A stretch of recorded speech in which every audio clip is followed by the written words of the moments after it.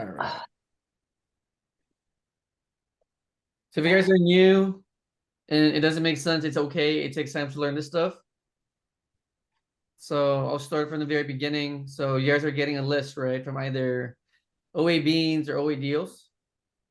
And then it comes with a product link from on Amazon and a product link for your supplier. So two links. Click on it.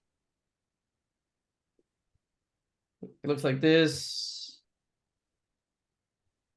And then if you're also a beginner, you should set up your seller M first. So it looks like this after you install the Chrome extension. And then from here, you click on the setting right here. You go to the bottom. Oh, where is it? Did I miss it? Oh, yeah, right here.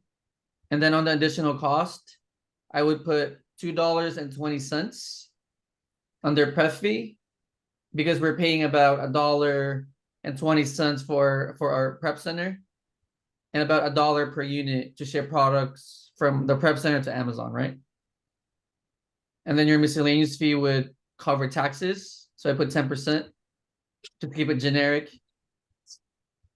And from here, click on save. And then you refresh the page. And then now we can look at the products, right? And plug in the numbers. So this one is, what is this? So it's like a cream, skin cream. So I usually check if the products match. So it looks like it's the same. It's thick, moisture barrier paste. Paste for minor, severe skin irritation content. Okay. Looks like the same. Coloplast. Yeah, so this one's the same product. Same product, but different branding, I guess. And this one has the three. I was gonna ask you that because that happened today. Like one package was in a bottle and one was in a box. Does that, I just didn't do it because what if someone doesn't want a box, even with the same product? Sometimes the packaging and the branding is different. But if the content is the same, then I think it's okay. Okay. Yeah, just it's just up to you if you want to risk on it. Like to me, depending on the profit too, I kind of calculate my risk. But it has to be the same product though, no matter what. The packaging and branding can be like a little different, like this one. So yeah. Yeah, so this one is about $7 or $6.95 per piece. This one is a 3-pack. So it's about, I want to say like $21. So $21, right? Is that right? Yeah. So $21 is my cost, right? And the selling price on Amazon is about $41.24. Yeah. So this one gives us a 20% ROI, $4 profit, and then about 119 sales a month, right? And from here, I look at the other sellers.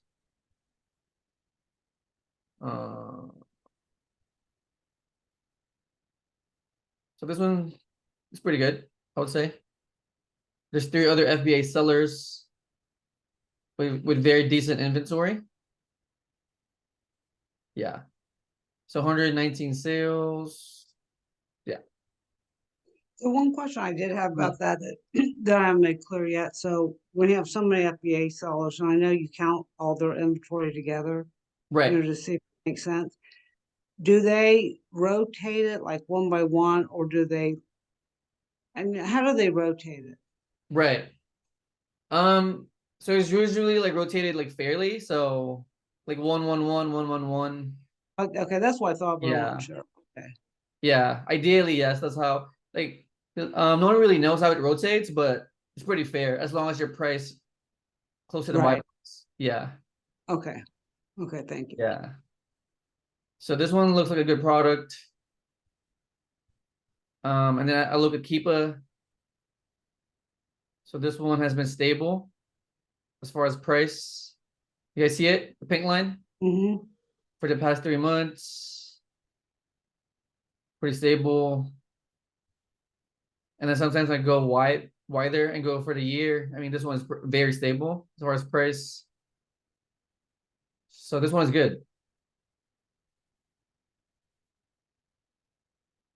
You guys agree? I do. What's the verdict? Agreed? I agree. All right. I agree too. So good product. All right.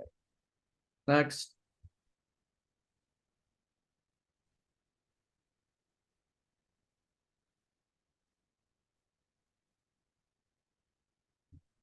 All right.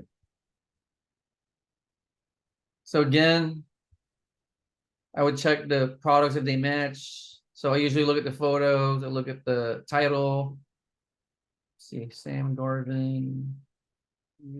Oh, oh, what happened there? Sam Garvin, UB1 red steel. Universal breaker lockout device. Device red powder coated. Okay. Okay. Same title. Photos are about the same, I think. Yeah, same photos. If you want to go deeper, you can look at the size too. You guys can read more here or down here if you want. But it seems like it's the same product. So now I would plug in the number, right? So this product is $5.93 right there. Selling price is about $16. Yeah, $16.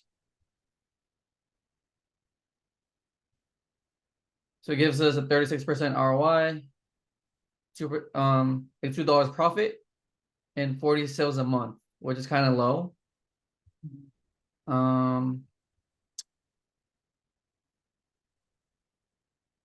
Yeah, this one only has 40 sales a month, and it seems like there's a lot of people in it, right?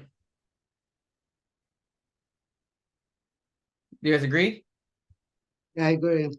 Yeah, I feel like there's a lot of people here. I mean, these three are fairly priced.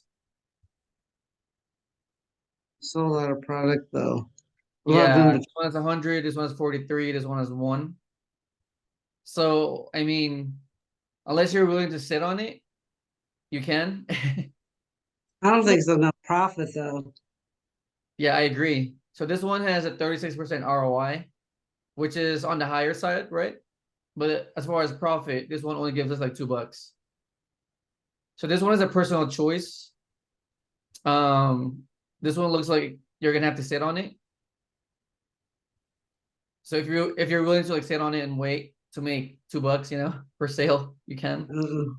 So what's up, Leslie?